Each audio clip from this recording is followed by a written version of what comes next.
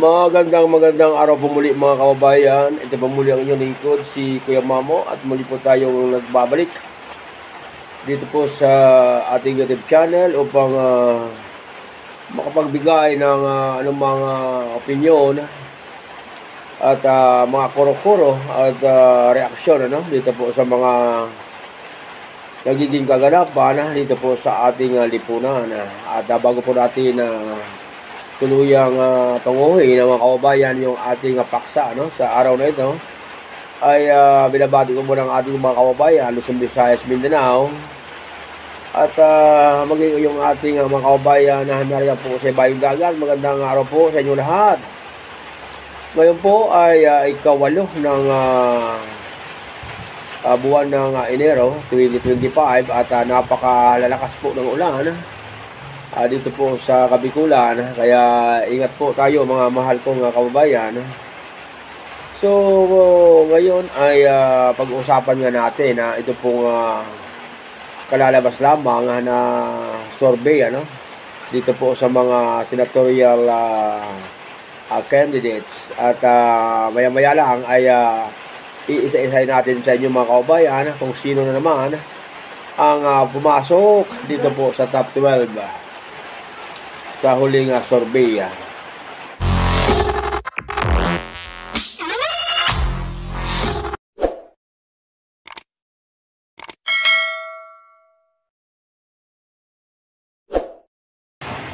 At ngayon mga kababayan ay tutunguhin na po natin yung ating paksa.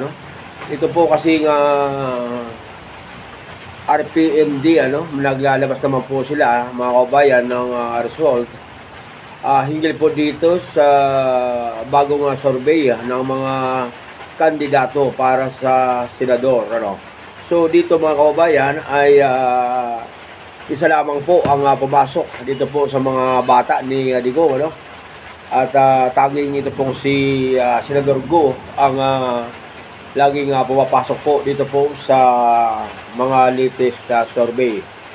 So uunahin natin mga kababayan ang nangunguna, ito pong si Ramon Bong Revilla ang nanguna ngayon sa survey ito, at pumapangalawa lamang po ito pong si Erwin Tulfo. So marahil ito pong si Erwin Tulfo mga kababayan ay medyo apektado ito dito po sa kanyang issue, yung pagiging Amerikano nito, yung mga citizenship, at ito ngayon ang pinag-uusapan sa mundo ng social media, sapagkat di umano ay hindi pa po naayos ni Mr. Tulfo yung kanyang pagiging tunay na Pilipino. So abangan natin mga kababayan, at lalabas din ang katotohanan nito pagdating ng oras, kung ito nga ba ay Pilipino na o Amerikano pa. So yung pangatlo dito ay si Go. Ito mga kababayan ang tanging pumasok sa mga bata ni Duterte. Ito pong si Senator Go. At ito kasi si Go mga kababayan ay tahimik lamang ngayon. Bagamat ito po ay laging nakakasama o nakasama dito po sa mga akusasyon na laban po dito sa kanyang amo, ito pong si Digong, sapagkat noong mga nakaraang araw lamang ay naisangkot na ito dito po sa mga kasong ilalatag, yung asunto na ilalatag sa korte. At ayon po sa mga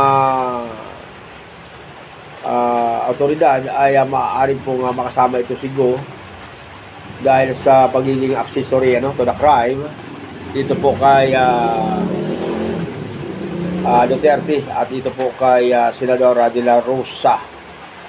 So yung pagiging tahimik niya marahil mga kababayan yung nag-udyok sa mga tao na manatili yung kanilang simpatiya dito po sa Malasakit boy, dito po kay Mr. Malasakit.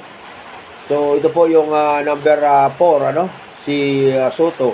Si Soto ngayon ay pang-4 So, okay lang naman yung kanyang stand ngayon dahil diyan naman talaga siya nakapwesto ano sa number 4 ano at nakapagtataka ngayon wala yung katabi niya si Lacson no.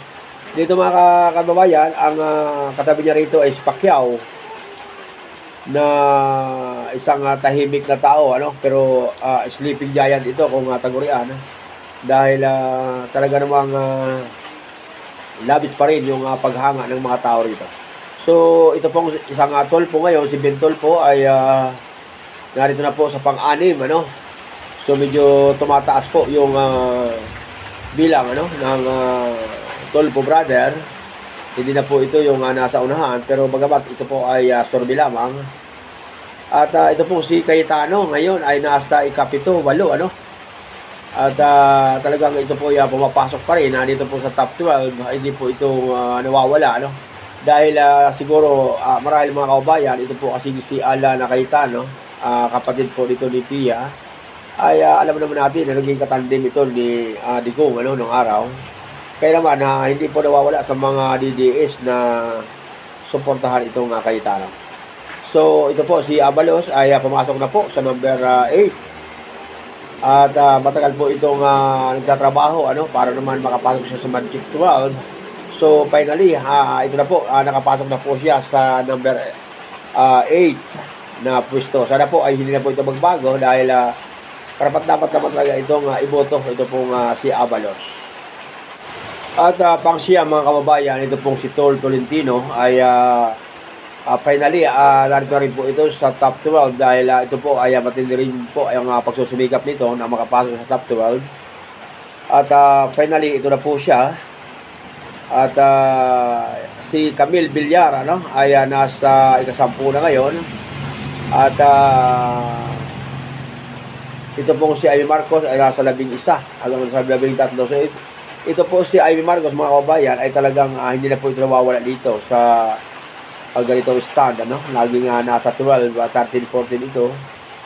At marahil ito mga kababayan yung pagiging pamamangka niya sa dalawang ilog ay ito po yung nagiging resulta ng kanyang ginagawa sa kanyang sariling karir sa politika. So si Lacson mga kaubayan ay nakapagtataka dahil doon sa mga malaking survey firm ano, ay nasa top 5 ito pero dito po sa survey center na to ay nasa ika-12, 13 po siya, 11, 12, 13 So, sa bagay, medyo malayo pa naman yung halalan at makakapag-recover pa naman ito. At si Lito David mga kaubayan ay nasa 11-13 din. Si Lito David mga kaubayan ay nasa number 12, 13 din. Ano? At ito pong si Willie Remillami ay nasa number 14. So, dito mga kaubayan sa result ng isang survey firm, ano? Ay iisa lamang po ang pumasok dito po sa mga bata ni Digong. Ito po si Senador Gulamang at itong si Pato ay malayo yung pinagsikan ano?